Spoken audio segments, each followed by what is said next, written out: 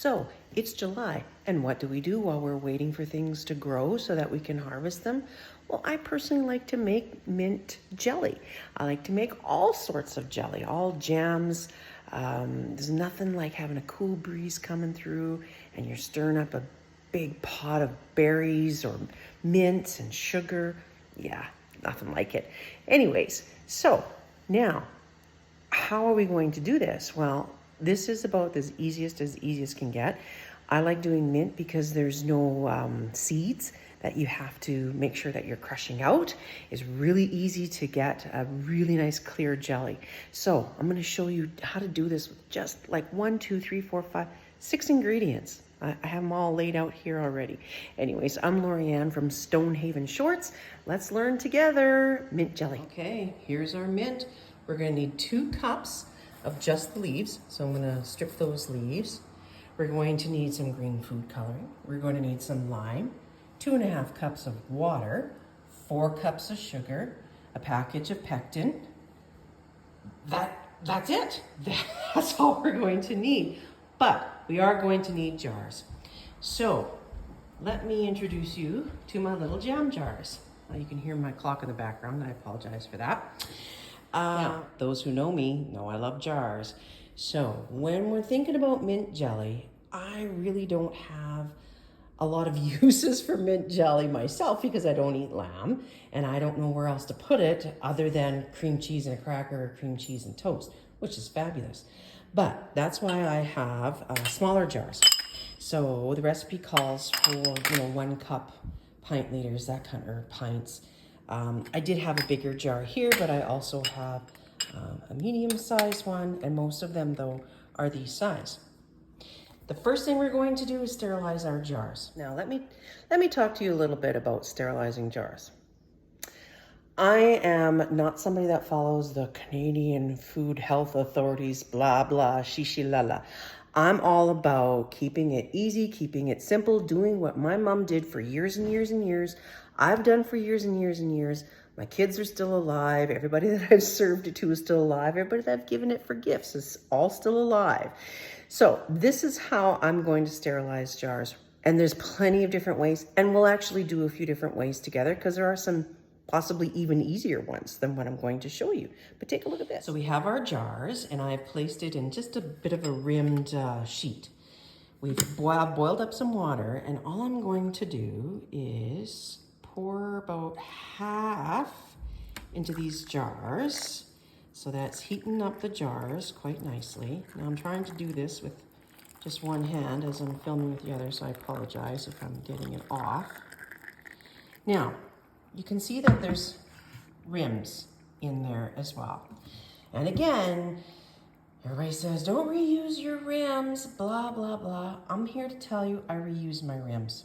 As long as there isn't any marks, there's no rusts, there's no evident damage to the rims, I reuse them. But here's what I do to sterilize them. Oh, it's so difficult. Look at that. I just pour some water over top. That's why I have the rim sheet. And I just let that soak there while I'm creating my jams and my jellies. And they're happy. Now the jars themselves, I did run through my dishwasher. Not on the sanitize, actually. You can. And if in the time and in the season when I am doing my pickles, I probably will just do a load of jars. But that is it. Honestly, gonna let that sit now while we get our jam ready, or our jelly. Okay, here's my first mistake. It's not a big one, but I just wanted people to know. My countertop is heat proof. It's like a marble or granite. I don't even know what the heck it is. But anyways, if you don't have a countertop like that, make sure that you set this on a cutting board before you put the hot water in it. It's a little difficult to move afterwards, but anyways, I just thought I'd show that to you. So the first thing we're going to have to do is strip these mint leaves down and throw them into, we need 2 cups. So I just thought I'd show this to you because my daughter bought that for me. She found it at a thrift store. It's all these different measuring cups of different sizes. Look at that. She knows how much I love mason jars. So it looks like a mason jar, but it's a 1 cupper. So we're gonna fill that up. We need 2 cups. Okay, we have 1 cup of mint already in there, and I'm adding the 2nd cup, lightly packed just the leaves. Although, you know, I would be willing to experiment with some stems in there too. I can't see it being too bad. And we need 2.5 cups of water. So I'm just going to pour that in there. And, oh, slapped everywhere.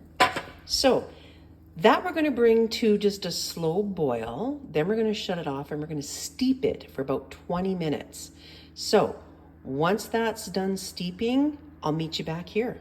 So again, 2 cups of mint leaves, 2.5 cups of water, a low boil, then shut it off, let it steep for minimum 20 minutes. I'll meet you back. Now I just realized that I have some mint leaves left over. And you know what? I'm gonna make some more tea. So while that's steeping and boiling, I'm gonna throw some in the oven and I'm gonna make some more tea. All right, so we are at a full rolling boil stage. Now it says removed from heat, and I have a gas stove. So the minute I shut it off, it's basically removed from direct heat. I'm gonna throw a lid on it just to keep it steeping good for the next 20 minutes. All right, while that is steeping, I just want to talk about something. So I'm not here to promote any products whatsoever, but what I do want to make sure that people know, and I mean people maybe younger than me that haven't experienced this, that there are just some things in your life that makes things easier. Those are the tools that you use. There are some brands that are just better than others, and there's some that stand the test of time. I have had these measuring spoons going on 33 years now, and they look exactly like the day I bought them. They just happen to be Tupperware. So, in addition to that, this just happens to be Tupperware. I have 2 of these, and I got them at a thrift store because my mom used this forever. She used it for everything. And I just want to say that there are just some things that make your life easier, and this is one of them. There will be a few other things as we go through that I've learned. Pampered Chef is another one that just makes my life easier. Norwax rags makes my life easier. I'm not here to promote anything, but I'm just saying that's what makes things easier, is the tools that you use. And I'm sure any mechanic or carpenter would agree with me at the same time.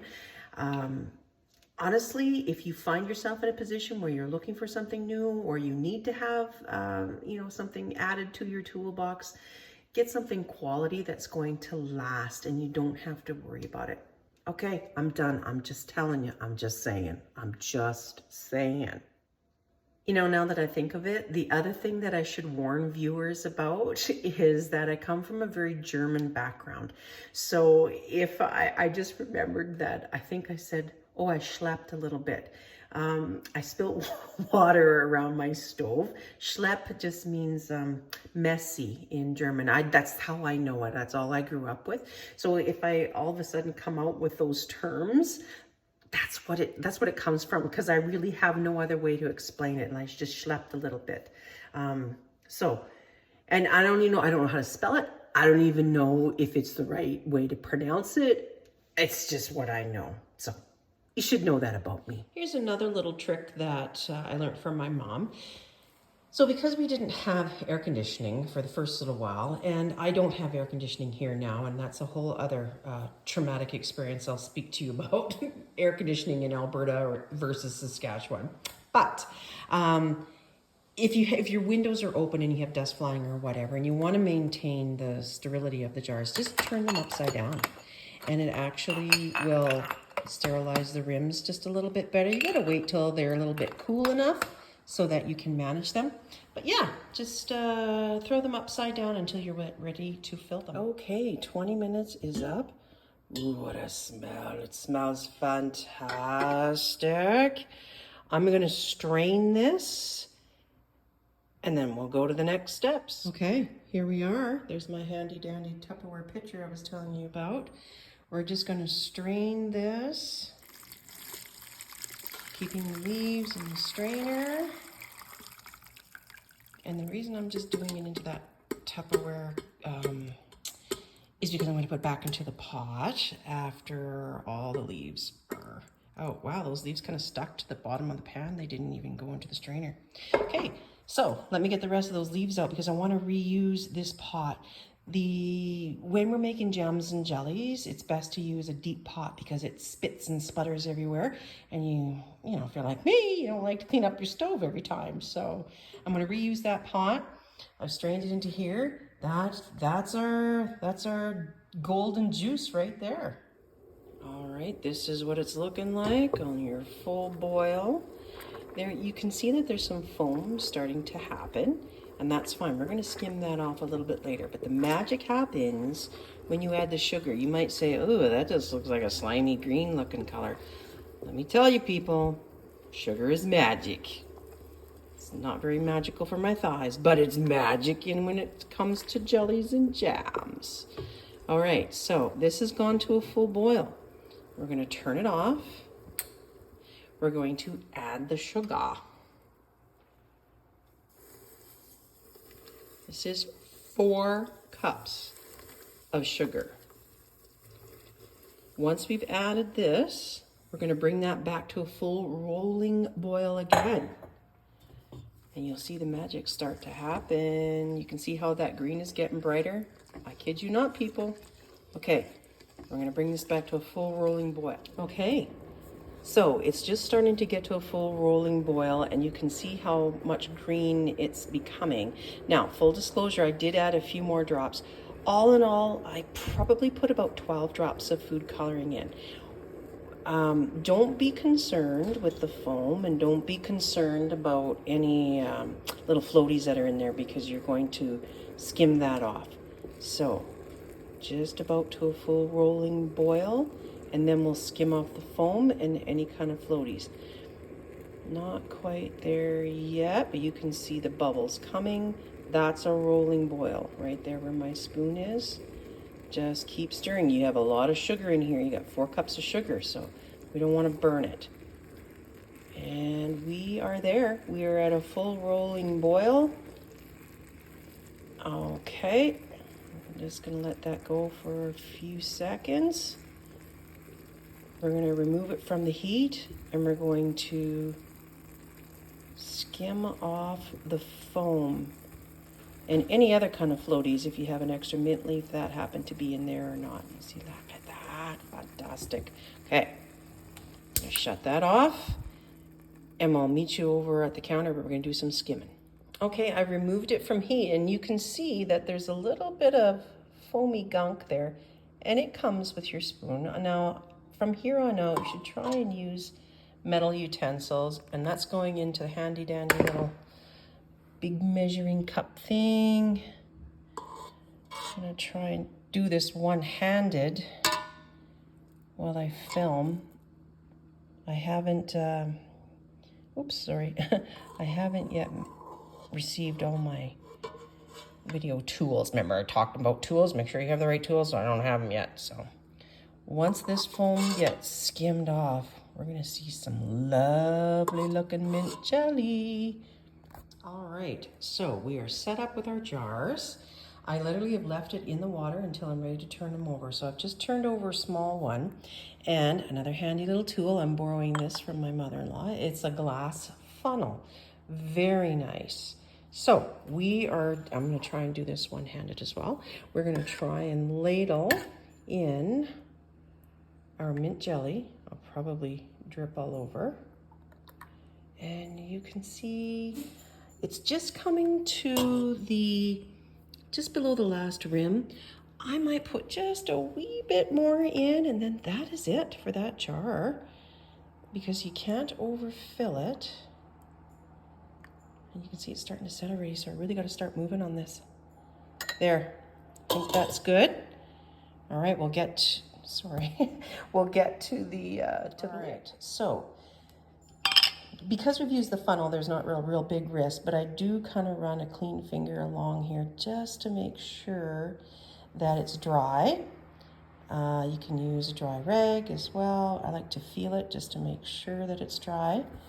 And then you have your lid that you've pulled out and you've tapped dry. I'm just going to put it on ever so slightly. I always keep one finger in the middle and then I put the ring. All right, there's our first jar of mint jelly. You can see it's quite clear. I don't know if yeah. So that's gonna set. Now before it sets, we're gonna throw it in a hot bath as well. But I'm just gonna repeat on all these jars and I'll show you the hot bath. And here we have it. I have finished putting all of the mint and putting the lids on the jars. What I've done is just finger tighten the jars. You don't want them too tight, just finger tighten them. I just want to draw attention. You can see there's some indiscretions on the top here, just some old stickers. Don't worry about that. I have another plan for that. I'll show you a little bit later. But now our next step is to put it into a hot bath. And by putting it into a hot bath, you're just kind of, bringing it to its processing stage. I'm not going to get too scientific on it all. Basically, put it in a hot bath. So I'll show you what that kettle looks like. I've chosen a shallower kettle so that when I put those little pint jars in there, and once they're done bathing for about 15 to 20 minutes, I can easily take them out. Now, I don't have a really small jar gripper. I just do the old-fashioned way with a clean tea towel and put my finger in my tongue in my cheek and hope I don't burn myself. So we'll see what that looks like in a little bit, but I'm just bringing that to a nice warm bath. It's not boiling, but you can see that the heat is starting to get a little warm, and then I'm going to put the jars in there, and we only want to put them in at about maybe 1/2 to 3/4 of the height of the jar. So I'll show you what that looks like. Okay, I think that is good and warm now, so I'm going to start putting some jars in. And you can see it's only, the water's up to just below the half mark there. Now, of course, as I add more jars in, the height of the water is going to come up, but it should work out okay. And it's okay if it gets to the top of the rim. Some people say, oh, just put the water all over top of it. I don't know. I don't like to do that. So now, obviously, this taller jar, it's not going to come up near as far, but that's okay. And on this small jar, it may come up the same. All right, so they're all in there. And we're gonna leave that for about 15, 20 minutes. They're just gonna have a little spa day. You know, you might hear a little bit of knocking, and although it's probably okay, it's not really needed for this type of jelly. So I'm just gonna turn the heat down a wee bit, just to stop the agitation of it, because I just want to bathe them. I don't want to boil them. Sometimes they just pop and bubble just because of the heat. And that just means that you should be using good sealers as well, just in case. Okay, so you can hear them. They're still bubbling a little bit, and that's fine. I don't have a little buffer on the bottom of my pot. Again, another tool that might be handy. I just haven't invested in that as of yet.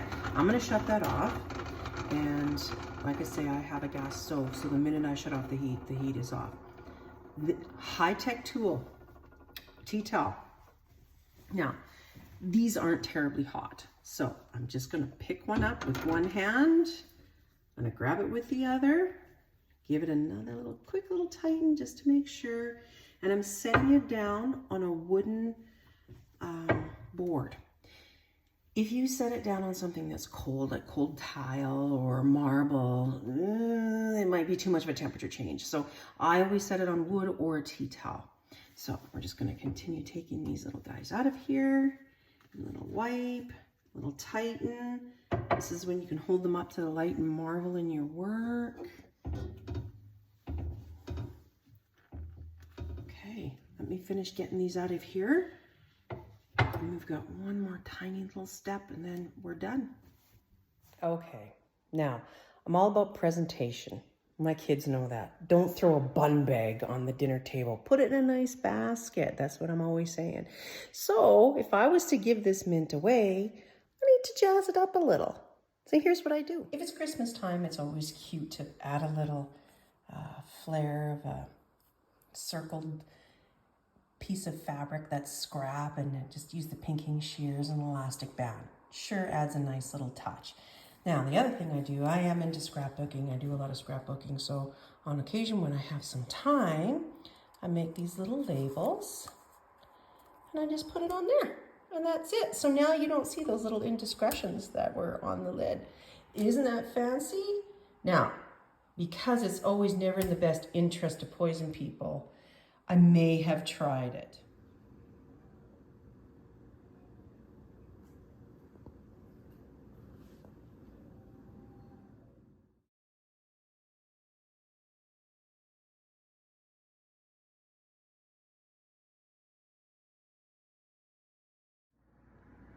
All right, well, to the cook goes the spoils. Oh, man. Oh, I just dumped a whole bunch on the table. Oh, I'm telling you guys, that's delightful. From start to finish, maybe an hour and a half. I mean, I haven't done the dishes yet, but whatever. I have a theory that if it doesn't go in the dishwasher, it goes in the garbage. So that's going to be a quick cleanup. The only other thing is that you can listen to the little pops and then you know that it has definitely sealed. I usually leave them for about 24 hours. I don't touch them. And then I'll put them down in my storage area downstairs where it's nice and cool and dark. If you feel like something might not quite be sealed, I mean, just put your finger on it. If it's nice and tight, then it definitely has sealed. If it's, if it pops up and down, then it hasn't sealed.